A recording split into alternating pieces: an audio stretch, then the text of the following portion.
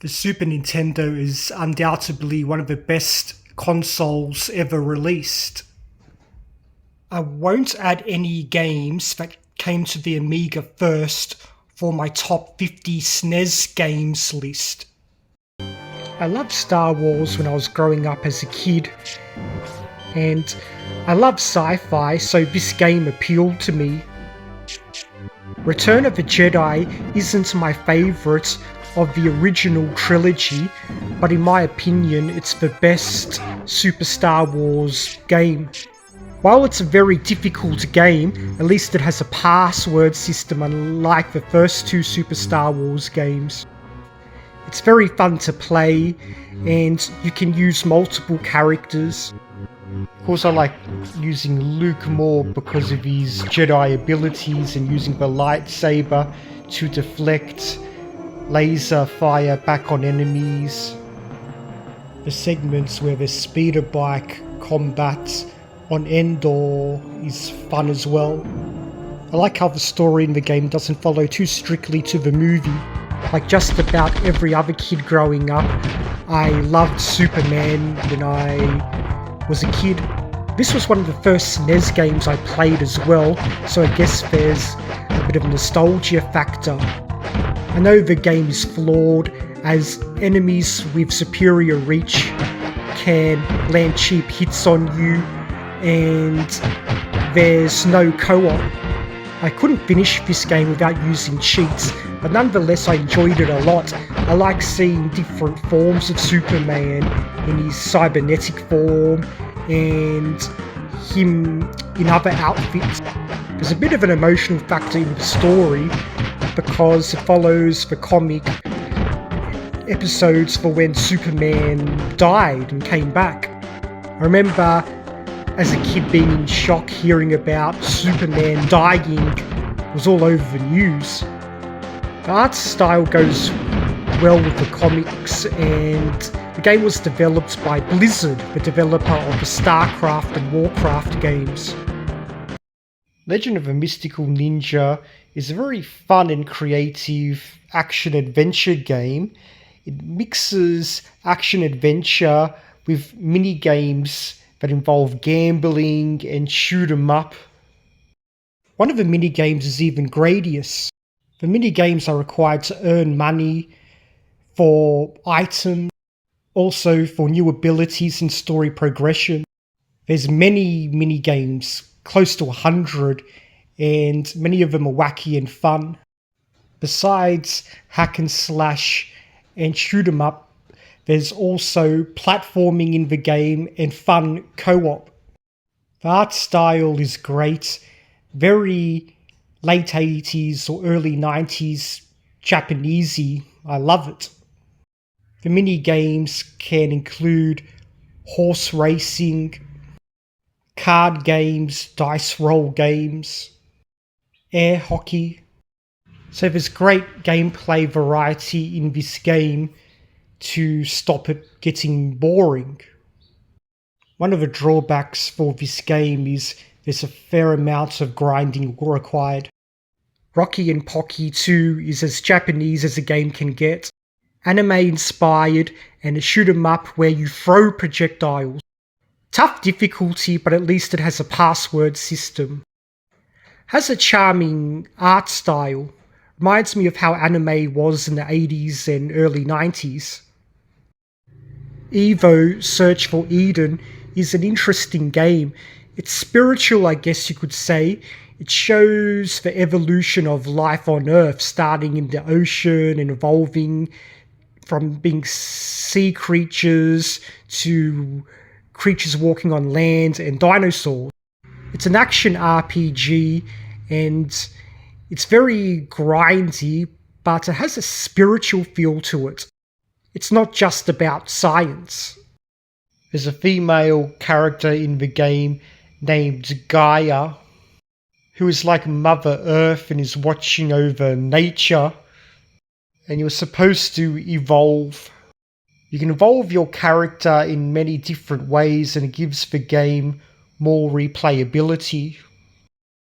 I like the game because it's different, or even though it got mixed reception from different people. Some people love the game, some people just don't like it. How would you not love a platformer that involves dinosaurs? And if you've seen my other videos, I still collect Dino Riders till this day. This platformer, it's colourful and charming and has fun level designs. You can use daggers as projectiles, club enemies. Besides dinosaurs, you also fight other cavemen. The music is very enjoyable. Riding a stone cart like on the Flintstones is fun and creative. How could you not love this game? You can also ride dinosaurs. And of course, battle a T-Rex. Front Mission Gun Hazard is a fairly underrated game on the SNES. It's an action RPG where you use mechs. You probably know there's other Front Mission games as well. There's good story presentation. It does enough to make you care about the story. It plays a bit like a run and gun, but I like its feel.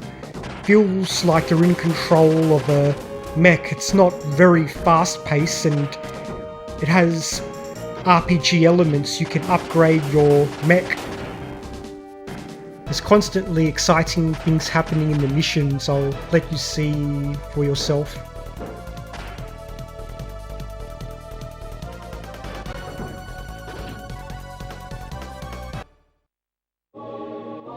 An action RPG where you use a mech.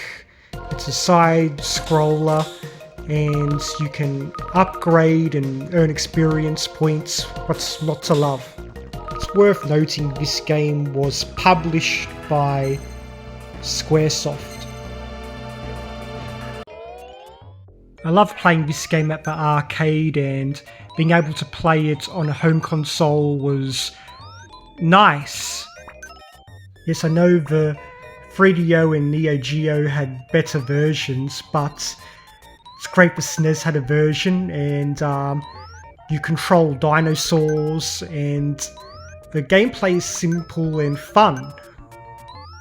I accidentally chopped off the bottom of the screen where you can see the dinosaurs, but you control two dinosaurs that launch the bubbles.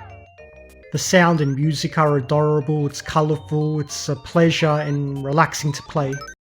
The Bomberman games are some of the few games I like playing in multiplayer more than single player. The aim of the game is to use bombs to blow up your enemies, but you have to try to trap your enemies, and you can use different abilities such as using multiple bombs, and you've got to be tactical in how you go about things. My favourite Bomberman game is actually Bomberman World on the PlayStation, but this game and Mega Bomberman on the Mega Drive got me into the series, and I think Bomberman World perfected the formula, but this game was great nonetheless. One of my favourite puzzle games on 16-bit consoles.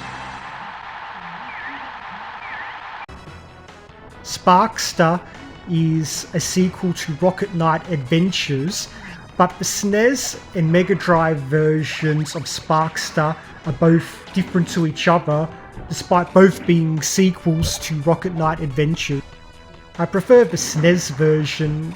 I think it looks better and it's just more fun to play. Just like the first Rocket Knight game, it has very fast and very natural gameplay, the way slashing works and the way you move around and the platforming. Nice art style, and it was developed by Konami, so that's why it's good. I love many of the Disney games on 16-bit systems, and I found this game a joy and a pleasure to play. It's colourful, it has magic to it. Honestly, it's not on the same level as World of Illusion for the Mega Drive, and honestly I also prefer both the Mega Drive and SNES versions of Aladdin. The SNES version's coming up soon, but this game is a great game on its own merits. It's on the easy side, but it's fun and relaxing, and Mickey has different abilities which are fun to use. It has a nice art style, nice sound and music. I guess I played this game at the right time because in the 90s, Young Guns was my favourite movie. It's still one of my favourite movies, and usually I'm not the biggest fan of run and gun games, but a cowboy themed one where enemies are shooting at you mainly from above at different awkward angles, kind of like in the Wild West. It's fun and creative, and I like how it still has adult themes, such as you see a woman that you entered a room with say goodbye to you after, you know what you were in there for. And that's how women made a living back then. So I'm glad they didn't censor that. The SNES version is better than the Mega Drive version because it has more levels, although they play the same. I'm one of the people who prefers the Mega Drive version of Aladdin, and honestly the Mega Drive version of Aladdin is one of my favourite 16-bit games of all time, but I'm not here to talk about that game because the SNES version of Aladdin is still a great game on its own merits. The SNES version has a more vertical feel to its platforming and more acrobatic stuff, and some people say it plays a bit like a Mario game where you can defeat enemies by jumping on their head or throwing projectiles rather than hack and slash like in the Mega Drive version. Yes, in the Mega Drive version you can throw projectiles as well. In the SNES version you can only take a few hits, not like the Mega Drive version where you can take a lot of hits, but the SNES version has a password system where the Mega Drive version doesn't.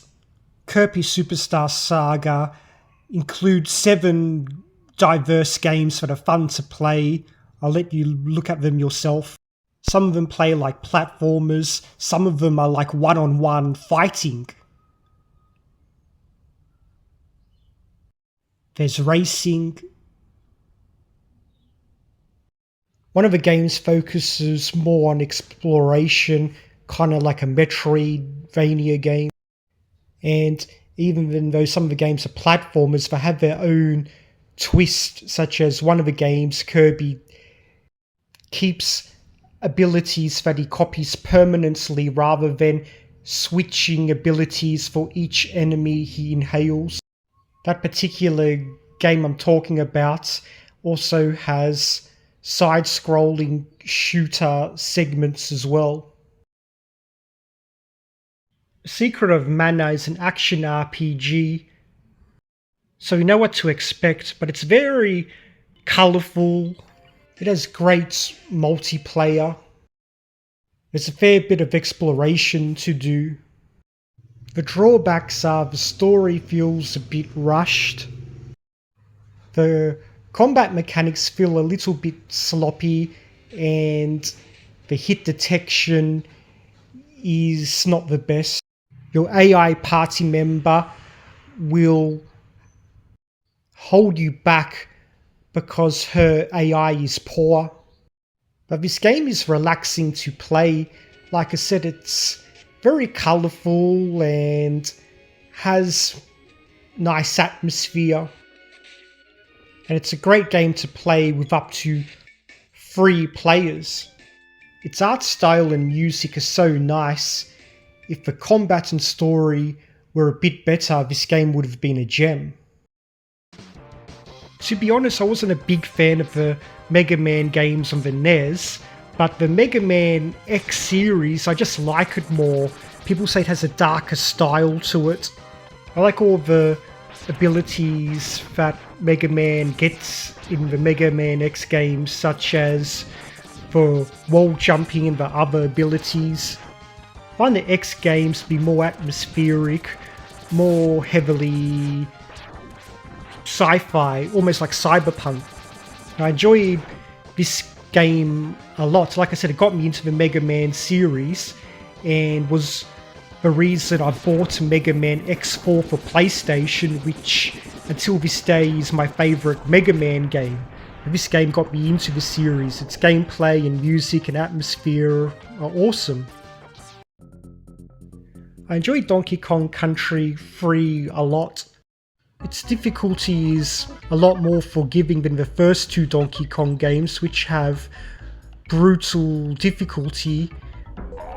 But I prefer the first two Donkey Kong Country games, and you're going to see them come up later in this video.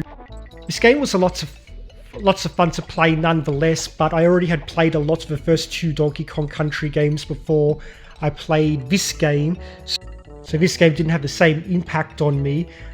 And also, this game has a lot of snow levels and factory levels. I much prefer the environments in the first two Donkey Kong Country games, such as the jungle in the first game and the pirate ship in the second game. But this game is lots of fun. It plays so well. It's a game I can pick up and play and enjoy it a heck of a lot today. Everyone has Teenage Mutant Ninja Turtles, Turtles in Time, somewhere in their top SNES games list. I loved playing this game at the arcades with groups of players co-op. The SNES version only allows you to have up to 2 players instead of 4 players like in the arcade, but the SNES version has extra levels.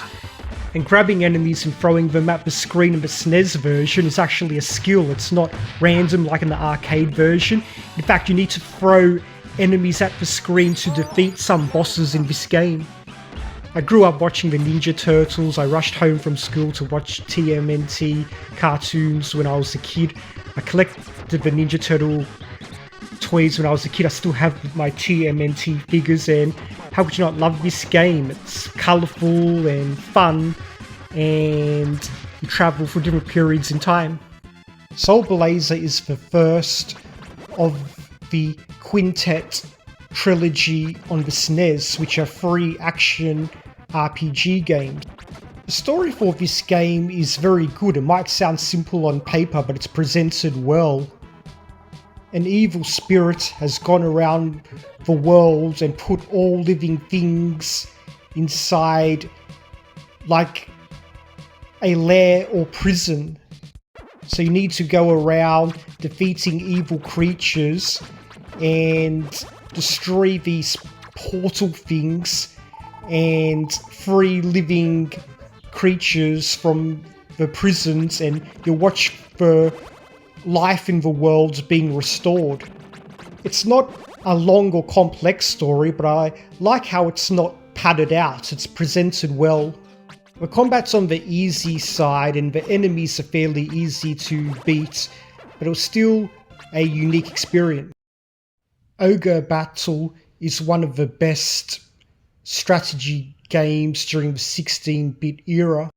It has so much character customization and a very in-depth turn-based system. There's also real-time strategy elements on a world map.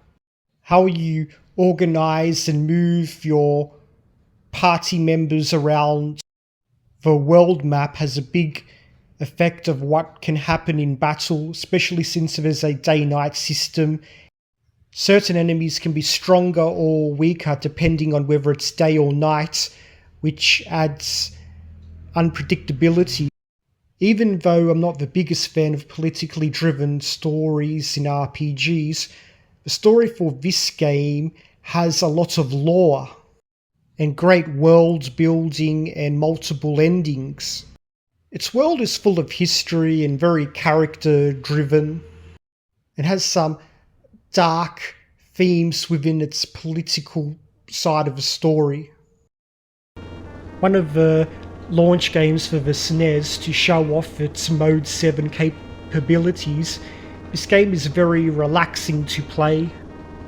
You basically have to perform maneuvers, and other than using a plane, you can use a person that's using a parachute, you can use a hang glider.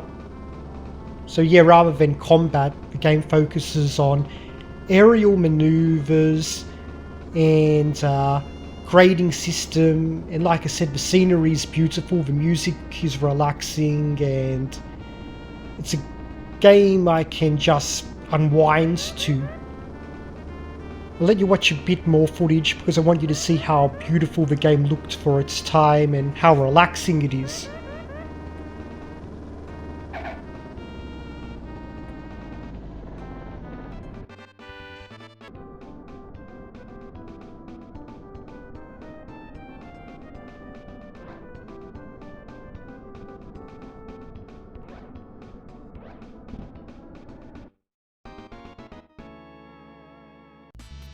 Another Disney-themed game, this one by Capcom. As the name suggests, you use Goofy. It's a puzzle game where you throw projectiles at enemies that come after you in mazes. I like its tropical theme. Its music is very chilled and nice to relax to. It's a game you don't have to get stressed when you play. It's just fun.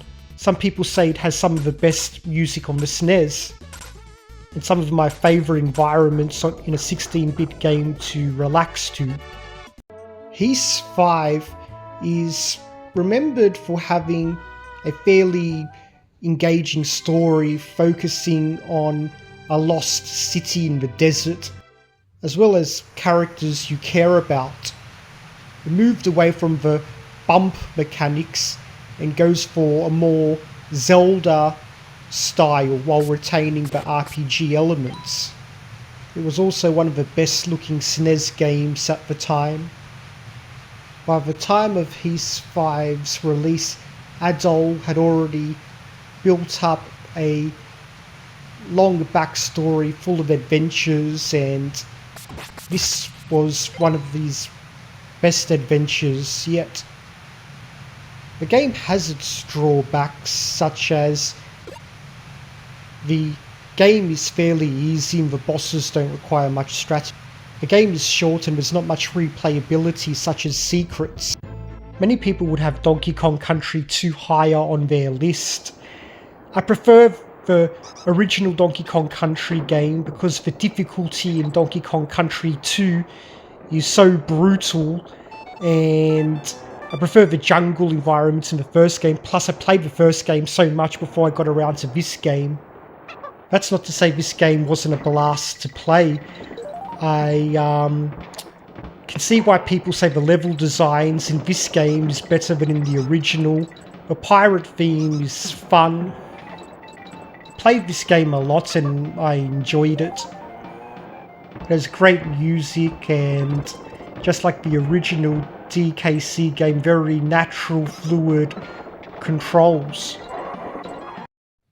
I prefer the Mega Drive version of Shadowrun more than the SNES version. The Mega Drive version has a grittier feel, but the SNES version has better RPG elements. The story's set around the year 2050, and after wars and genetic engineering, the world has become cyberpunk, and mutations have caused orcs and elves to emerge once again, and magic becomes common in the world. Being a Western RPG, the game gives you more choice than in JRPGs. You can murder civilians, you can choose how you want to go about quests. It plays in an isometric style, similar to a Diablo game, I guess. I love the Turrican games on the Amiga. Super Turrican 2 is a different game to the ones on the Amiga. Super Turrican 2 plays more like a Contra game, but it still was made by the same developer as who made the Turrican games for the Amiga. Just like the Amiga Turrican games, the controls are very fluid. There's less exploration, it's more of a run and gun, like I said, more like a Contra game. Very atmospheric, very tough difficulty level, but Super Turrican 2 has a password system, whereas the Turrican games on the Amiga don't. Nice art style and great sci-fi music. I love cozy games. I actually live in a rural part in Thailand, and I grew up in a rural part of Australia. My favourite Harvest Moon game is actually A Wonderful Life on the PlayStation 2, but this game was great for its time. Besides running a farm, you can also get married and interact with townsfolk in the village.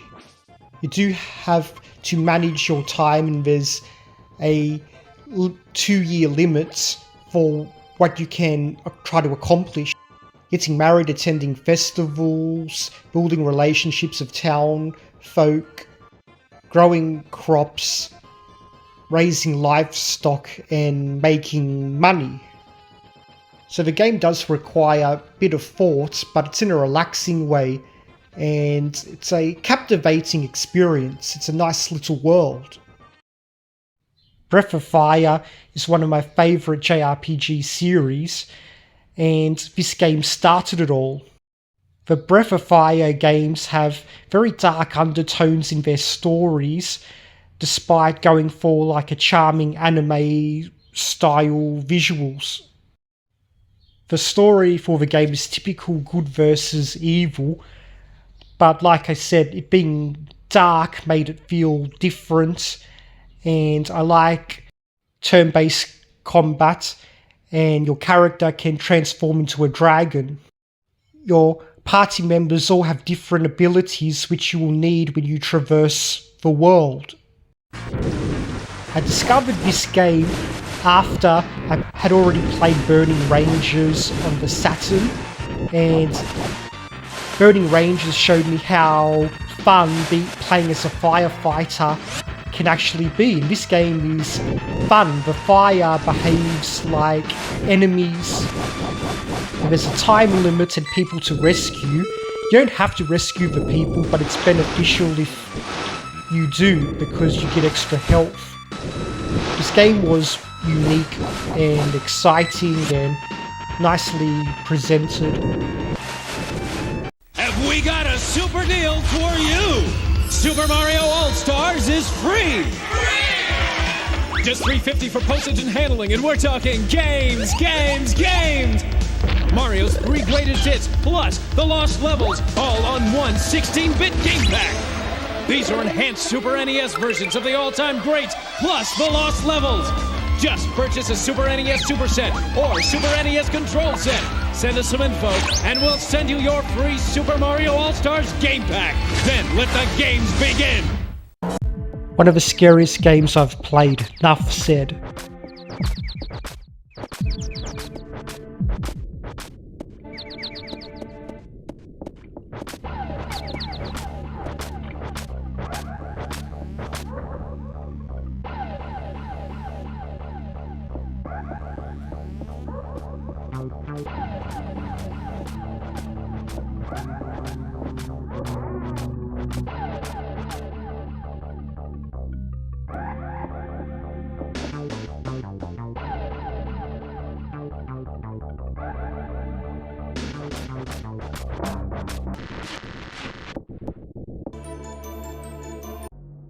Honestly, I wasn't a huge fan of the Castlevania games on the NES, but after I played Symphony of the Night, I gave the series another try because Symphony of the Night was awesome, and I could see why people say Super Castlevania 4 is so great. Its story presentation, level designs, music, and the gameplay improved so much over the NES games. You can use your whip in many different directions, which makes the gameplay much better. Having a password system is great as well. It has some of the best music for SNES games. And it's a perfect game to play on Halloween because it's so playable with its gothic theme. Earthbound, I guess, can be referred to as a cult classic. It didn't sell well in the West, but it has a very beloved fan base. Just like with its predecessor Mother, it felt fresh in using an modern world, urban setting, and social commentary in its story. Earthbound has a lot of humour, and I like how it doesn't take itself too seriously. Despite people saying the visuals in Earthbound looking dated, I like how even for a 16-bit RPG, it was in the spirit of an 8-bit NES game. The story is great to experience and crazy fun. Its turn-based battle system has great ideas such as the amount of damage an enemy can do to you after they attack you can be reduced if you defeat the enemy before the full amount of the damage. Breath of Fire 2 improves over the first Breath of Fire game greatly. In fact, some of my friends say Breath of Fire 2 is their favourite game ever. The story is complex this time and has twists. As always in Breath of Fire games, you play as a blue-haired boy who can transform into a dragon, and there's darker themes in the game, and there's town building in the game, and the town building can help your character out a lot if it's done properly for items and supplies. Still charming and great to play.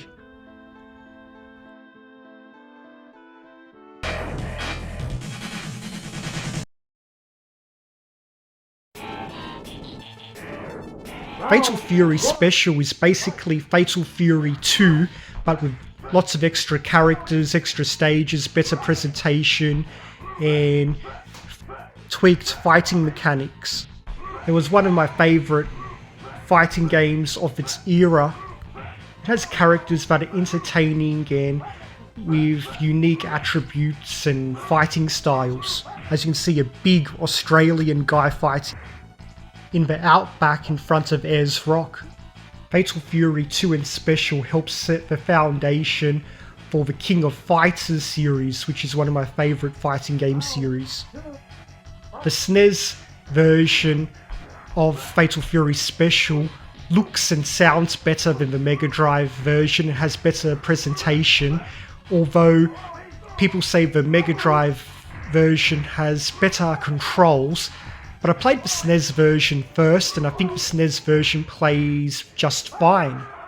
So don't be put off if you hear the SNES version of Fatal Fury 2 is inferior to the Mega Drive version graphically and gameplay wise.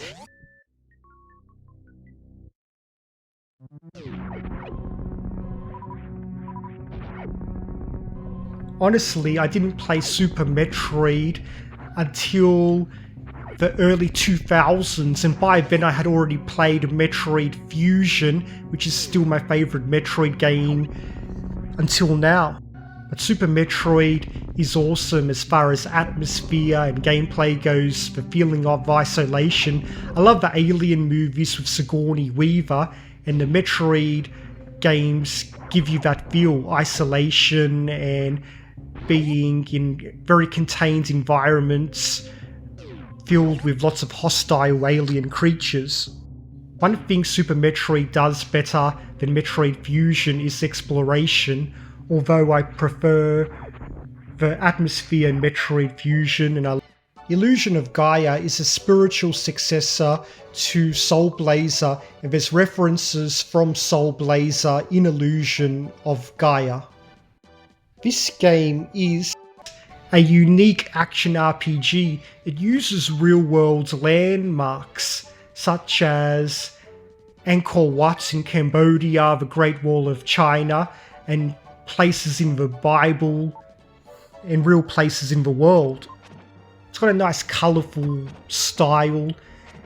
It's light on RPG elements, but has an interesting way of going about it. You level up if you clear an area of all enemies.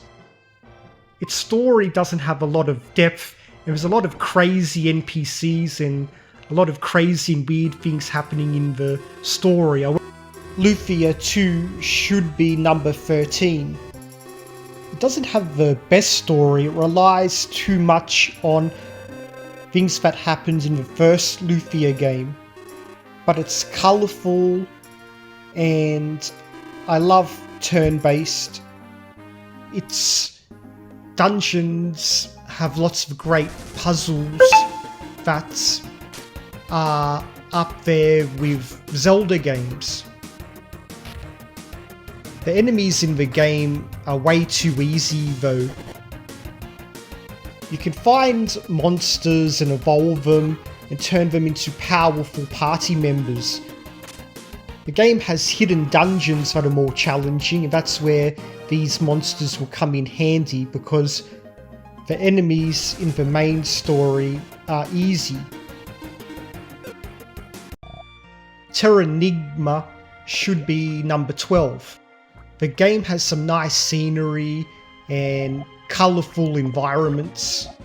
Just like Illusion of Gaia, this game is a spiritual successor to Soul Blazer, and there's debate as to whether it is a real sequel. There is references between the three games, but they're not canon, I guess. Once again, the theme of this game is about destruction and rebirth of the world, and there's some great plot twists in the game, and the battle system for this game is the best of the Quintet trilogy. Some of the scenery in the game does look stunning. I'll let you watch a bit, and I like how it makes use of Mode 7.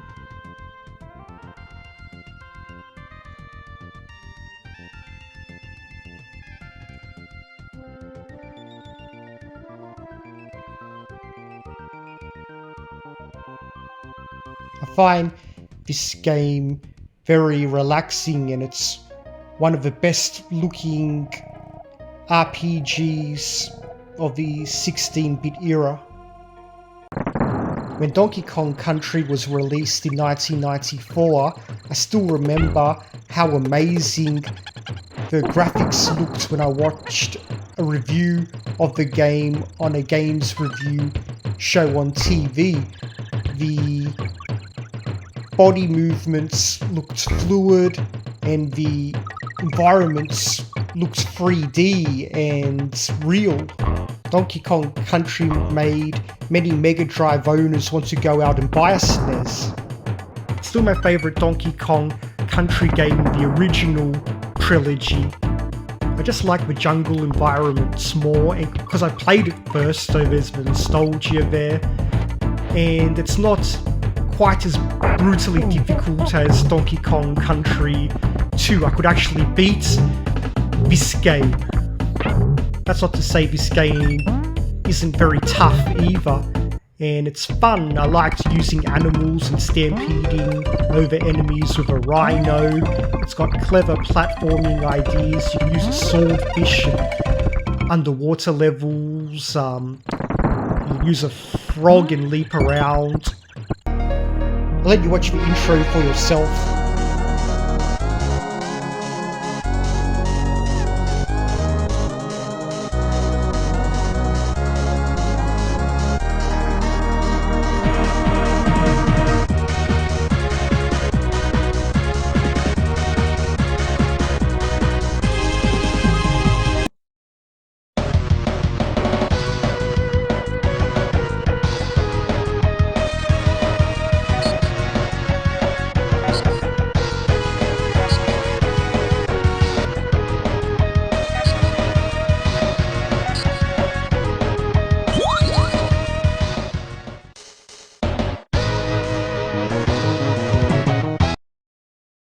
I love how the mechs give a sense of scale.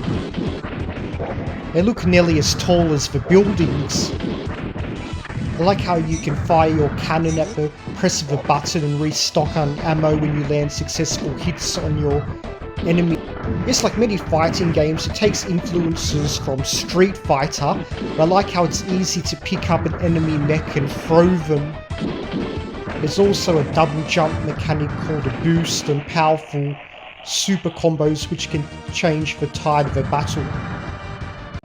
Another game you knew I had to have somewhere on my list, especially since I'm a big JRPG fan.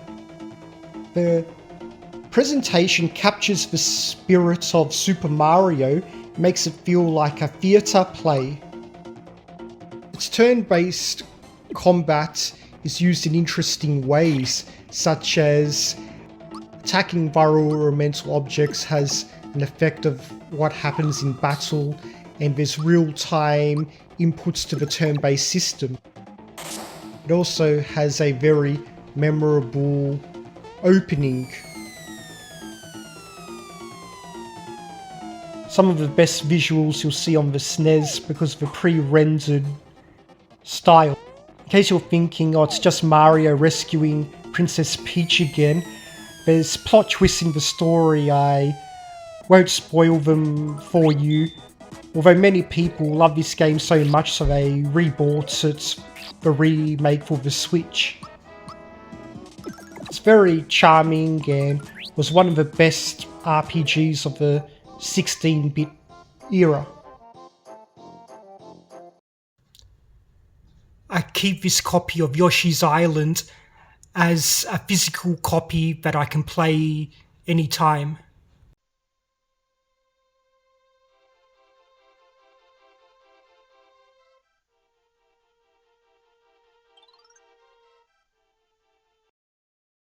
One of my favourite 2D platformers ever. Its hand-drawn art style makes me want to keep coming back to it alone, but its gameplay is fun. The hovering adds more depth to the platforming, being able to shoot eggs at enemies, and for puzzles, you don't have to worry so much about getting hit by enemies, because if Yoshi gets hit, Baby Mario comes off his back and you have a limited amount of time to retrieve Baby Mario before bad guys grab him. It's the pitfalls and the platforming themselves that are the real test in the game. But it's not a difficult game, it's not frustrating, it's one you can sit back to and play and relax. I still love coming back to this game from time to time because its visuals just make me feel warm. One of my favourite fighting games of the 1990s, I played the Mega Drive version first because I owned a Mega Drive before a SNES, and the Mega Drive version was more than adequate. But when I went over my friend's house, I was wowed when I saw how good the SNES version looked, because it was more colourful than the Mega Drive version, and its sound effects were a lot more similar to the arcade version. Yes, I know the Mega Drive version has better controls, but the SNES version still controls just fine, and I'll take the extra colours and better sound effects, and the enemies in the SNES version play more similarly to the arcade version than the Mega Drive version. Overall, Mortal Kombat 2 made the fatalities even more brutal. The AI difficulty isn't that bad. If you jump backwards, the AI opponents will usually jump forwards and let you get a free hit on them. Here we have Super Street Fighter 2. It was my favourite fighting game of the 1990s. It took everything that made Street Fighter 2 Hyper Fighting great and made it even better by adding 4 new characters that are very diverse, such as a Jamaican kickboxer who fights to a reggae rhythm, a British female assassin, a huge, very strong native Mexican guy, and a Bruce Lee inspired fighter. The controls have been tweaked so they're more responsive, and I love Ken's fire Shoryuken. The AI has been improved, so Chun-Li and Ryu are no longer pushovers like they were in the previous Street Fighter 2 games.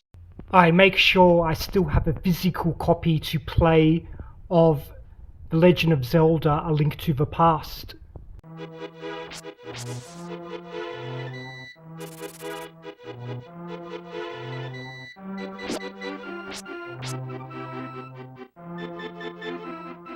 A Link to the Past is one of the best action-adventure games ever made, period.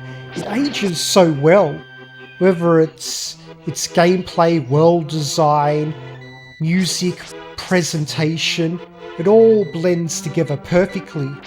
People debate whether Ocarina of Time has aged well. In my opinion, A Link to the Past, it has aged so much better.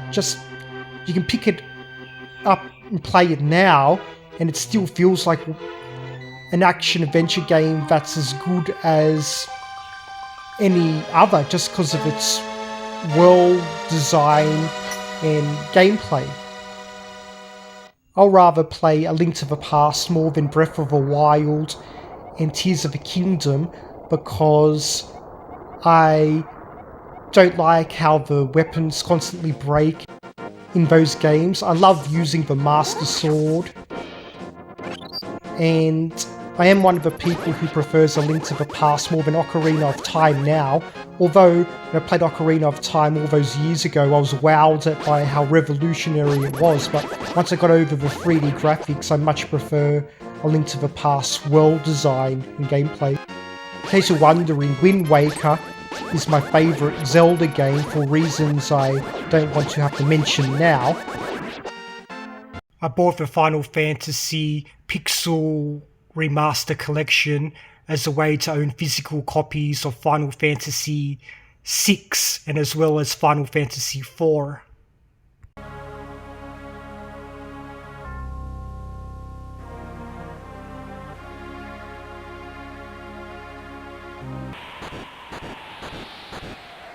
Final Fantasy VI is a very dark Final Fantasy game. It has violence in its story. It shows things such as teenage pregnancy.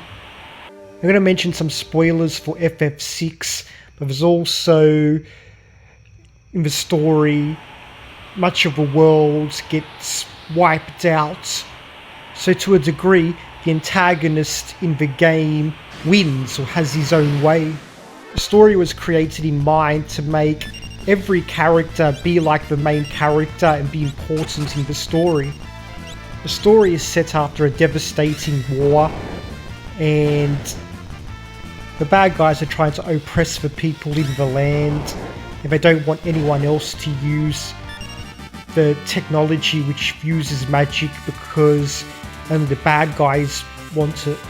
Having the characters use mechs felt fresh and was a creative idea.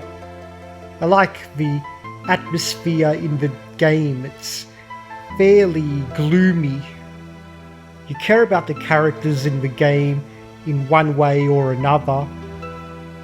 And like I said, the story, it's very dark in the way it affects the characters.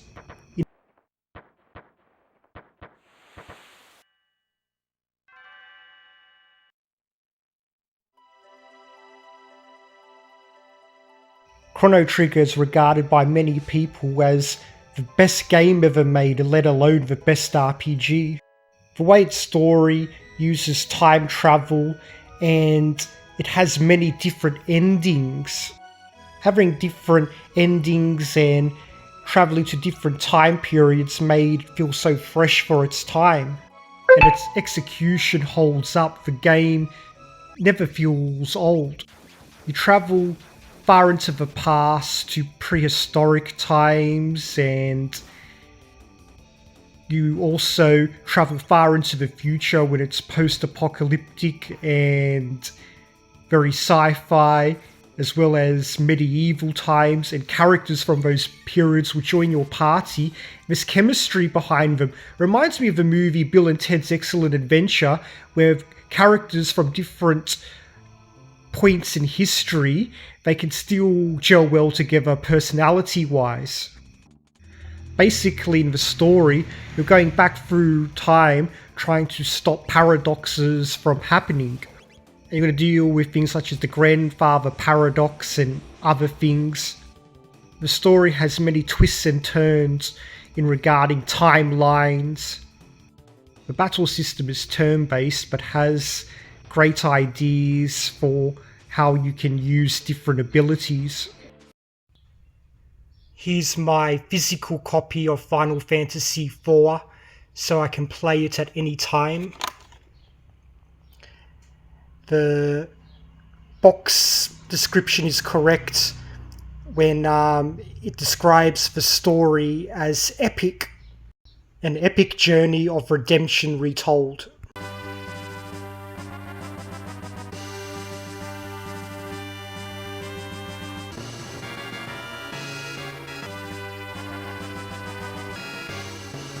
Final Fantasy IV's story has everything.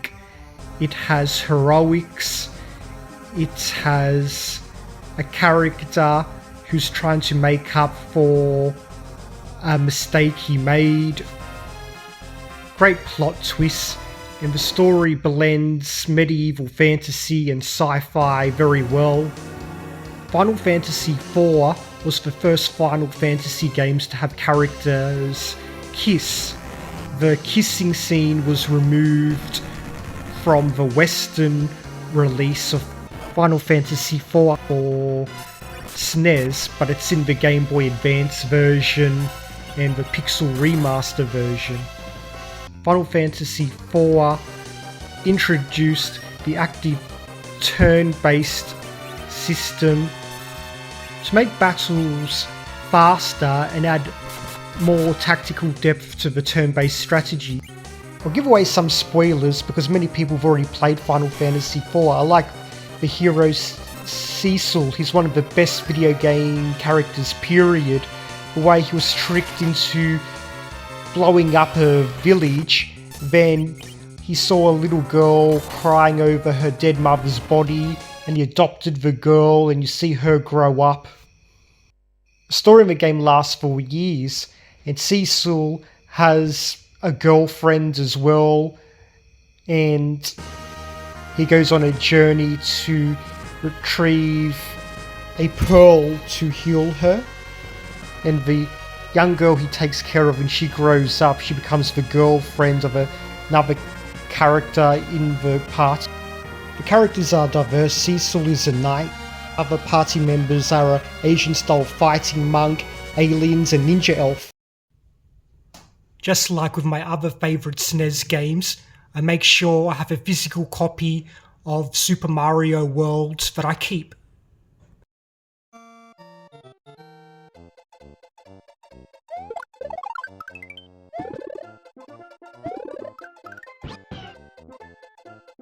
Super Mario World is my favourite 2D platformer ever. There's something about its level designs and gameplay design that I love. I often have discussions with people about whether Super Mario World or Super Mario Bros. 3 is better. I prefer Super Mario World because it lets you revisit levels you've already completed and search for secrets, and there's so many hidden things in the levels. You can look for power-ups you may have missed, or secret exits, or secret bosses. Super Mario World also had a save feature, and Super Mario World was the first game I ever gave a score of 10 out of 10. I love the ideas in this game, using Yoshi to eat enemies and being able to spit them out as fireballs. Some enemies, when you eat them with Yoshi, it'll allow Yoshi to fly. I love the art style. It looks so bright and colourful and hand-drawn. And as I've mentioned before, I love dinosaurs. Even after you beat the story, there's so much hidden things you can discover. Hidden levels, secret bosses, the Star Road and Star World levels, the coloured switches. As I've told people, it's not just make the save feature makes the game easier to beat, but it lets you experiment more, makes you want to take risk. You aren't afraid of dying because you can continue after you save from a castle after the last castle you beat, but because you don't have to worry so much about dying, you can take risks and experiment and look for hidden areas. There's even different Yoshis to find in the Star Road levels, and the different Yoshis have different abilities. The boss battles are fun because they're wacky and creative. There's even elements of puzzles in the game, such as in the Forest of Illusion.